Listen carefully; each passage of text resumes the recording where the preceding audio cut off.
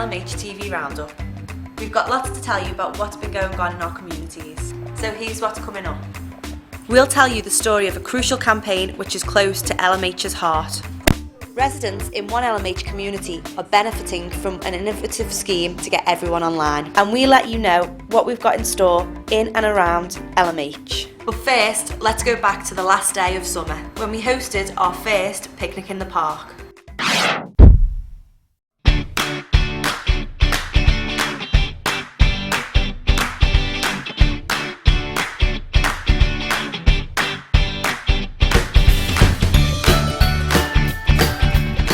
My name's Dot Fowle and I'm a Customer Involvement Officer at Liverpool Mutual Homes.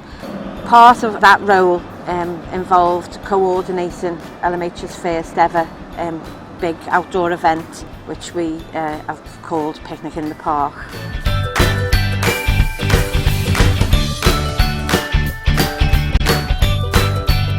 It's a fabulous day. I've had a fab day and I think they should do it more often. Yeah, it's been great. Had a really good day. Very nice, and the weather's made it extra special. Part of the Picnic in the Park event today is focusing on the Future Zone, which is just all around us. We've got loads of job opportunities, training, and it's just making our customers know that they can come to us if they are looking for that extra support, if it is into work, training, or other things really. There's people promoting health and well-being to us, eating healthy, exercising. We've also got adult learning services, we've got educational providers. The housing maintenance solutions behind us are the repairs and maintenance body that repair all of LMH's houses. So we're doing a try a trade. You can have a go at doing a bit of plastering or plumbing or doing electrical circuit, and generally promoting our repairs and maintenance service. Lots of people have had a go, adults and children are having a go, but you've got to have a go to get a mug, so that's encouraging them.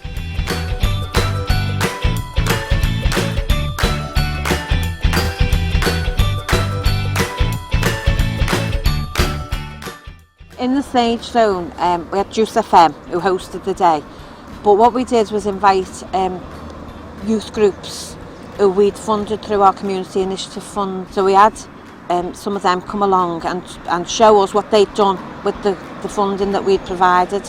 I'd done about a 20-minute spot on the stage.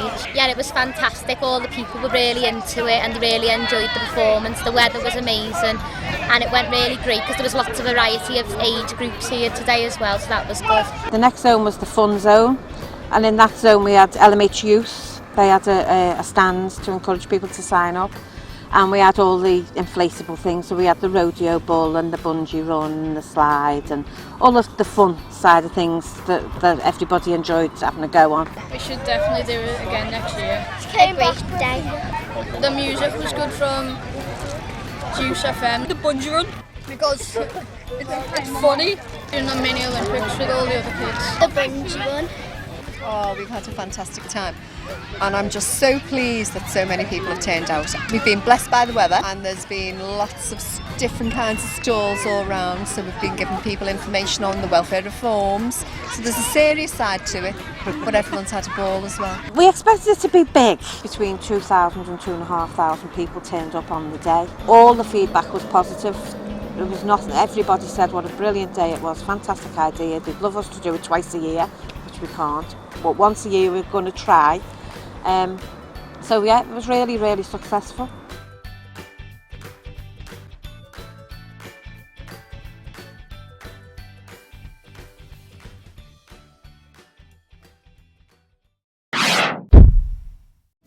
We formed the Oliver King Foundation after the sudden and tragic loss of my son Oliver through SADS, or sudden arithmetic death syndrome, on the 2nd of March 2011.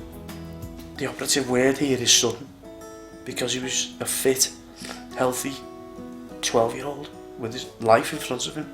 I mean, I've just watched the Olympics and I know in my mind that Oliver was going to be. His job would have been sport. I remember taking him to school and getting him ready as normal, and we were all, I mean, it was a happy house, our house. I mean, a lot of shouting going on and chaos, but in a good way. He was excited because the new swimming baths had opened in the school, and he was one of the first classes in. I said to him, "See you later, sausage," because that was my nickname for him. and that was it. That was the last I saw him. Oliver's heart just switched off like a light switch. He never felt no pain, and what it is it affects athletes. It's all down to your adrenaline coming into your heart. It's not really an illness, but it is a preventable condition if caught, and a simple ECG can catch this condition. Statistics are telling us that we lose nationally 12 children per week, not per year, per month, per week to this. And we've got three main aims of the foundation, and that is to raise awareness of this condition, to make sure that defibrillators are placed in all public buildings, and that when the children reach 14 years of age, they get a mandatory letter off the doctor to go to get a simple ECG, just to make sure their hearts are okay.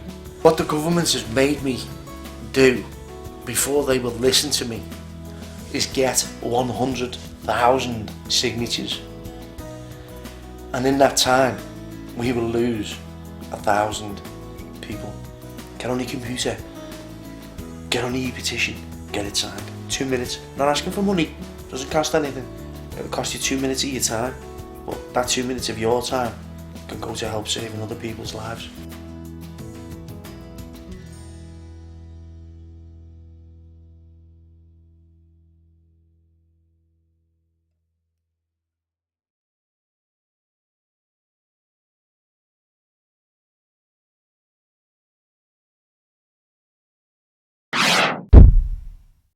The Free Runner project was brought as a pilot, and we brought it onto the Westminster estate.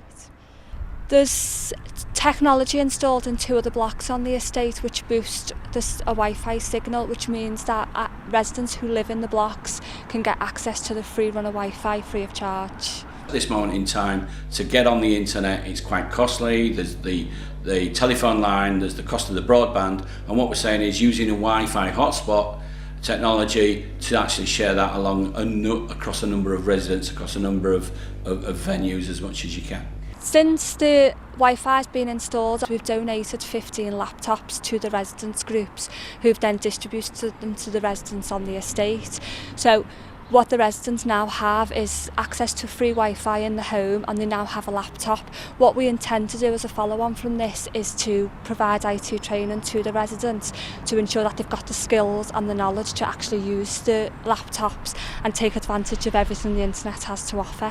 There is a lot of things now where you are going through the internet, and up until now I haven't been able to get on the internet or know what to do to get on the internet, so yes, it will help me. Basically, it's just to give people an opportunity to either go online, get information that normally they can't get access to. It's important because people are missing out. They're missing out on opportunities of making savings, genuine savings in the cost of living. They're missing out in terms of opportunities around jobs. There's lots of opportunities out there that if people aren't digitally included, they are missing out massively. So it just makes our money go further by getting online and making sure that you get the savings.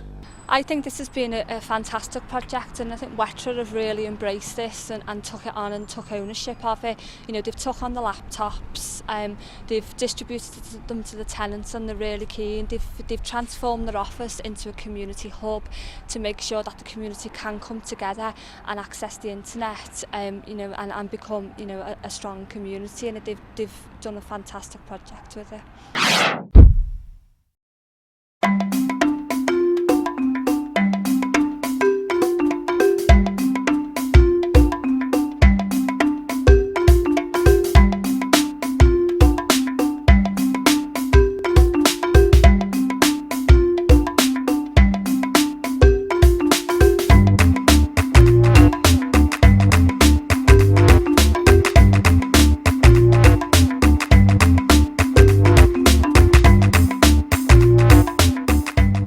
Now, a quick reminder of how you can be affected by the welfare reforms.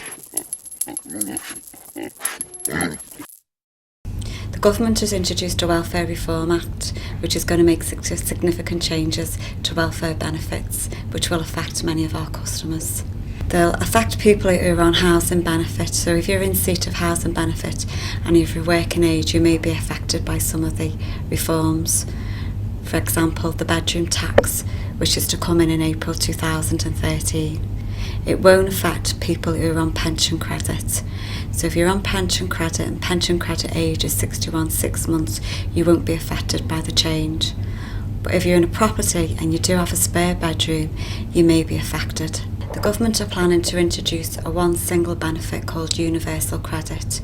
They'll introduce it in 2013 and applicants will be phased over to the new benefit by 2017.